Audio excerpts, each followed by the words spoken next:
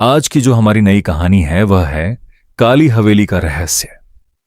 कहानी शुरू करने से पहले जिन लोगों ने हमारे चैनल को सब्सक्राइब नहीं किया है वह सब्सक्राइब कर लें और बेल आइकॉन दबाएं ताकि आपको हमारी नई कहानी की अपडेट तुरंत मिल सके। चलो कहानी शुरू करते हैं। उत्तर प्रदेश के एक छोटे से गांव चंदौली में एक पुरानी हवेली थी। लोग उसे काली हवेली कहते थे। दिन में भी वहां सन्नाटा रहता और रात में वहां से आती थीं ऐसी आवाजें कि सुनने वाले की रूह कांप जाए। गांव वाले कहते थे कि उस हवेली में रहने वाले जमींदार रघुवीर सिंह और उनकी पत्नी सावित्री देवी की मौत रहस्यमयी परिस्थितियों में हुई थी। कुछ कहते उन्होंने आत्महत्या की, कुछ कहते उन्हें किसी ने जिंदा जला दिया, मगर सच्चाई कोई नहीं जानता था। गांव के 4 दोस्त आरव, कबीर, सिया और नेहा कॉलेज की छुट्टियों में गांव आए थे। रात को अलाव के पास बैठे हुए कबीर ने हंसते हुए कहा, चलो आज काली हवेली में रात बिताते हैं, देखते हैं भूत प्रेत सच में होते हैं या नहीं। सिया ने डरते हुए कहा, लोग कहते हैं वहां रात में औरत के रोने की आवाज आती है। आरव हंसा, अरे वो हवा होगी। लेकिन नेहा चुप थी। उसे अजीब सी बेचैनी महसूस हो रही थी।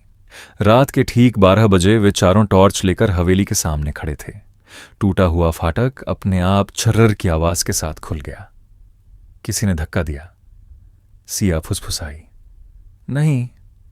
आरव ने जवाब दिया। अंदर घुसते ही एक बदबूदार ठंडी हवा का झोंका आया। दीवारों पर काले धब्बे थे जैसे किसी ने खून से हाथ रगड़े हों।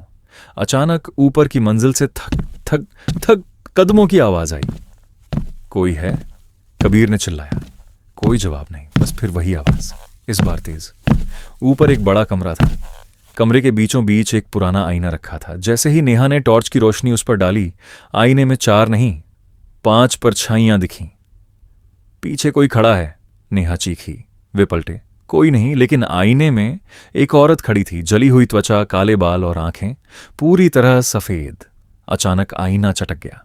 कमरे की बत्ती अपने आप जल उठी। दीवार पर खून से लिखा था, यह मेरा घर है। कबीर डर कर भागा। सीढ़ियों से उतरते समय उसका पैर फिसला। नीचे गिरते ही उसकी चीख गूंज उठी, मुझे कोई पकड़ रहा है, छोड़ो छोड़ो। बाकी तीनों दौड़े, लेकिन नीचे पहुंचते पहुंचते कबीर गायब था। फर्श पर सिर्फ उसके जूते पड़े थे और खून के निशान जो अचानक दीवार पर जाकर खत्म हो जाते थे। ऊपर से वही औरत की हंसी गूंजी, तुमने मुझे बुलाया था?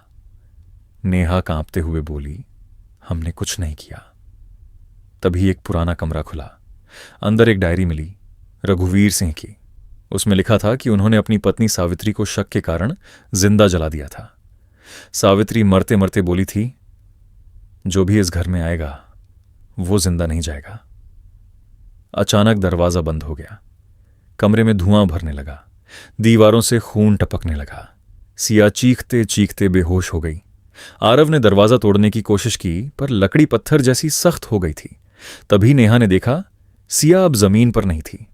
वह छत से उल्टी लटकी हुई थी और उसकी आंखें सफेद हो चुकी थीं। भागो! सिया की आवाज आई, लेकिन वो सिया नहीं थी। सुबह गांव वाले हवेली के पास पहुंचे। रात भर चीखें सुनाई देती रही थीं। दरवाजा खुला था। अंदर सन्नाटा था। फर्श पर 4 मोबाइल पड़े थे। दीवार पर नया लिखा था, अब हम 5 हैं।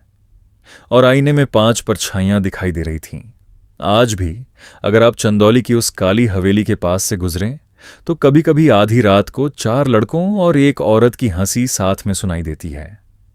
और अगर आप उस आईने में देखें तो शायद आपको अपनी परछाई के पीछे कोई और खड़ा दिखाई दे। कहानी कैसी लगी कमेंट सेक्शन में ज़रूर बताना और सब्सक्राइब करके जाना हमारे चैनल को। चलो मिलते हैं अगली ऐसी ही रोमांचक कहानी के साथ। तब तक के लिए गुड बाय।